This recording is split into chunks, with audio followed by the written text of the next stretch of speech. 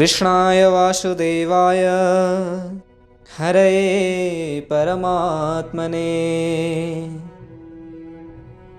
प्रणतक्लेशनाशाय गोविन्दाय नमो नमः। ओम श्री परमात्मने नमः। 9औं अध्याय। मद्वारा बिचैमा प्रश्न गरिनाले हजुरबाट जुन कुराहरू भन्नुभयो त्यो सबै मैले सुने। अब मद्वारा प्रश्न गर्नुभन्दा अघि हजुरले के भन्न खोज्नु भएको थियो भगवान?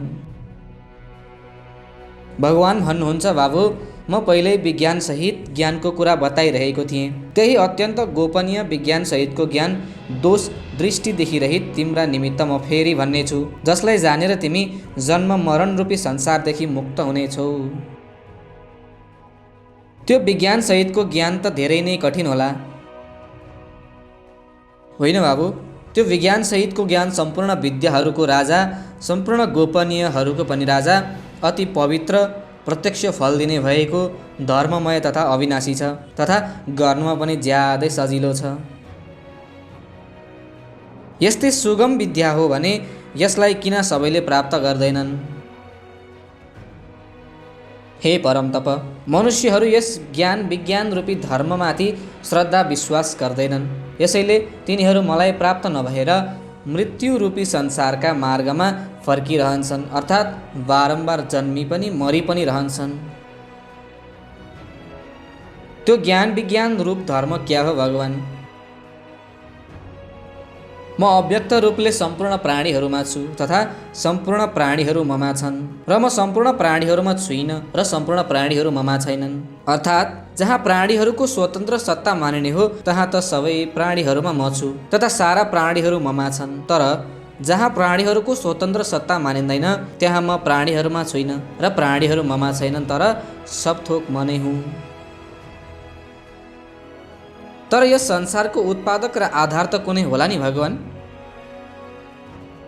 बाबु, हुन त मै हुँ, तर मेरो स्वरूप सम्पूर्ण प्राणीहरूलाई उत्पन्न गराउने, सबैलाई धारण गर्ने तथा तिनको भरण पोषण गर्ने भएको हुँदाहुँदै पनि ती प्राणीहरूमा स्थित छैन। तिनदेखि सर्वथा निर्लिप्त छ। मेरो यस ईश्वर सम्बन्धी योगलाई तिमीले बुझ।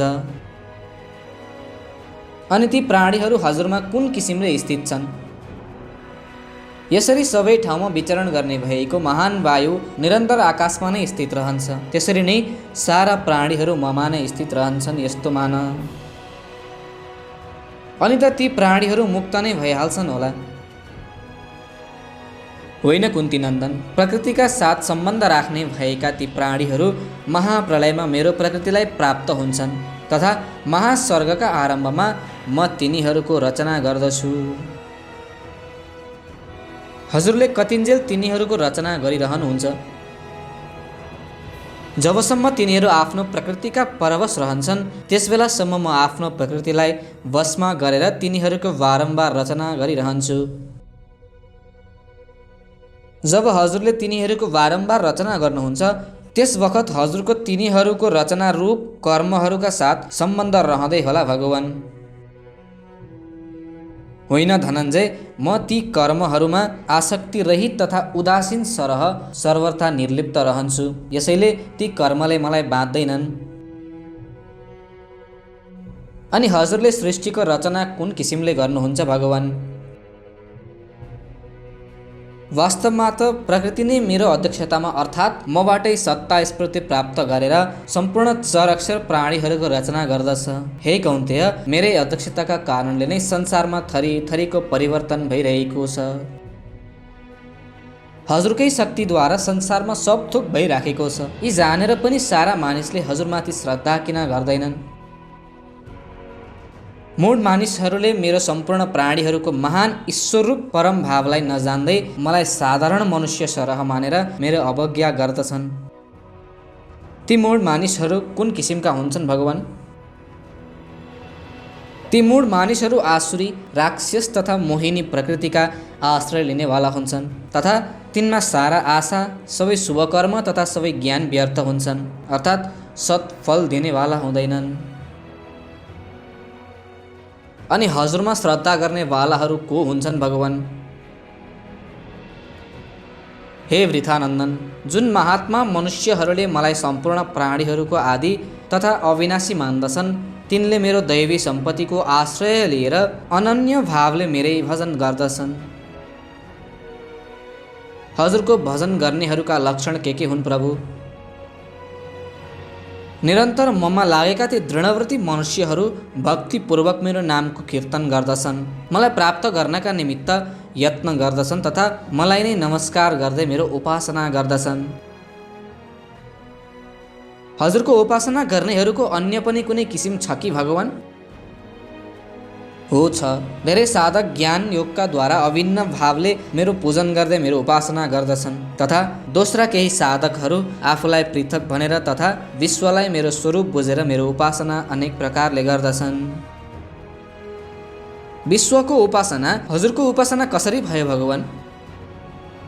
मनै क्रतु, यज्ञ, स्वाधा, औषधि, मन्त्र, घृत, अग्नि तथा हवन रूप क्रिया हुँ। मनै जान्न योग्य विधि, पवित्रता, ओमकार, ऋग्वेद, सामवेद तथा यजुर्वेद हुँ। यस सम्पूर्ण जगतको पिता, धाता, माता पितामह, गति, भर्ता, प्रभु, साक्षी, निवास, आश्रय, उत्पत्ति, प्रलम, स्थान, निधान तथा अविनाशी बीज मनै हुँ। हे अर्जुन, म नै सूर्यबाट ताप दिन्छु, जललाई ग्रहण गर्दछु तथा फेरि त्यही जललाई वर्षा रूपबाट वर्षा गराउँछु। म नै अमृत तथा मृत्यु हुँ। अरू धेरै के भनौँ, सत असत पनि म नै हुँ। जबकि विश्वरूपले हजुर नै सब थोक हुनुहुन्छ भने फेरि हजुरलाई छोडेर मानिसहरू देवताहरूको उपासना किन गर्दछन्? नश्वर सुख भोगको इच्छाले नै सोमरसको पान गर्ने तथा स्वर्गका प्रतिबन्धक पापले रहित मानिसहरू तिनै वेदहरूमा बताएका यज्ञादि रूप कर्महरूको अनुष्ठानद्वारा इन्द्रको पूजन गर्दै स्वर्गको याचना गर्दछन्। फेरि तिनीहरू पुण्यको बलले विशाल स्वर्गादिको लोकमा जान्छन् तथा त्यहाँ देवताहरूको दिव्य भोगहरू भोगेर पुण्य क्षीण भएपछि फेरि यसै मृत्युलोकमा आउँदछन्। यस किसिमले तिनै वेदमा भनिएका सकाम अनुष्ठानहरूको आश्रय लिनेहरू तथा भोगहरूको कामना गर्नेहरू बारम्बार जन्मन्छन् तथा मर्दछन्। यस्तो दशा त सकाम अनुष्ठानहरूको आश्रय लिनेवालाहरूको हुन्छ। तर यदि कसैले हजुरको आश्रय लिएछ भने, जसले अनन्य भएर मेरो चिन्तन गर्दै मेरो उपासना गर्दछ, ती ममा निरन्तर लागेका भक्तहरूको योगक्षेम म आफै वहन गर्दछु। अर्थात् अप्राप्त वस्तुहरूलाई प्राप्त गराइदिने र प्राप्त भइसकेकोलाई रक्षा गरिदिने काम म स्वयं नै गर्दछु। तर हजुरको उपासना नगरेर कसैले श्रद्धापूर्वक अन्य देवताहरूको उपासना गरेमा के हुन्छ? हे कुन्ती नन्दन, जुन मनुष्यहरू श्रद्धापूर्वक अन्य देवताहरूको पूजन गर्दछन् ती पनि वास्तवमा सत असत सब थोक मै हुँ। यस दृष्टिले वास्तवमा मेरो नै पूजन गर्दछन्, तर तिनीहरूले गरेको त्यो पूजन विधिपूर्वक गरेको भन्न मिल्दैन। जब त्यो पूजन नै हजुरको हो भने तिनले गरेको त्यो पूजन विधिपूर्वकको किन गरिएन? यज्ञ, दान, तप आदि सम्पूर्ण शुभ कर्महरूको भोक्ता सारा संसारका मालिक म नै हुँ। तर तिनीहरूले मलाई यस किसिमको तत्त्वबाट जान्दैनन्, यसैले तिनीहरूको पतन हुन जान्छ। त्यो पतन भनेको के कस्तो हो? देवताहरूका भक्तहरूले देवतालाई, पितृहरूको भक्तहरूले पितृलाई तथा भूत प्रेतका भक्तहरूले चाहिँ भूत प्रेतलाई नै प्राप्त गर्दछन्। तर मेरो भक्तहरूले भने मलाई नै प्राप्त गर्दछन्। जुन भक्तिले हजुरका भक्तहरूले हजुरलाई प्राप्त गर्दछन् त्यो भक्ति त निकै कठिन होला। होइन बाबु, त्यो त ज्यादै सुगम छ। जुन भक्तहरू प्रेमले मलाई पत्र, पुष्पफल, जल आदि अर्पण गर्दछन् ती ममा तल्लीन भएका भक्तहरूद्वारा भक्तिपूर्वक अर्पण गरिएको उपहारलाई म स्वयं खान्छु। अब मैले के गर्नु परेको हो भगवान? हे कुन्ती पुत्र, तिमीले जे कुछ खान्छौ, जो कुनै यज्ञादि गर्दछौ वा दान दिन्छौ, जो तप गर्दछौ तथा यस बाहेकको पनि जे गर्दछौ त्यो सबै नै ममा अर्पण गर। अर्पण गर्नाले के होला भगवान? बाबु, तिमी बन्धकका कारक सम्पूर्ण शुभ अशुभ कर्महरूको फलबाट मुक्त भएर मलाई नै प्राप्त भइहाल्नेछौ। जसले सबथोक हजुरलाई अर्पण गरिदिन्छ त्यसलाई चाहिँ हजुरले बन्धनबाट मुक्त गराइदिने तथा जसले सबथोक हजुरमा अर्पण गरेन भने त्यसलाई चाहिँ बन्धनमा नै रहनुपर्ने। के हजुरको पक्षपात भएन? यो पक्षपात होइन बाबु, म त सम्पूर्ण प्राणीहरूमा समान नै छु।